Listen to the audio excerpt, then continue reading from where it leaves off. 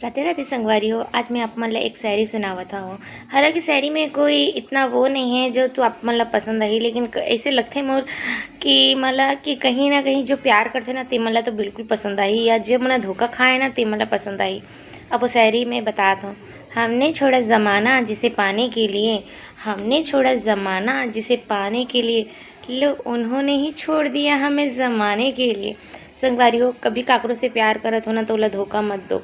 लेकिन एक बात है, प्यार ओकरे से ही करो जहाँ आप मन ला लगत हवे कि हमार रिश्ता बन जाही। ऐसे मत होए कि एक दूसरे के दिल दुख जाए या एक दूसरे धोखा मिल जाए। आजकल परिवार में ऐसे ही होते कि कभी परिवार नहीं माने तो कभी वो नहीं माने। एक ऐसे कुछ भी निर्णय लो पहले सोच समझ लो, क्योंकि कलयुग यार, पहले सोचे पर पढ़ी तभी प्यार करे पर पढ़ी।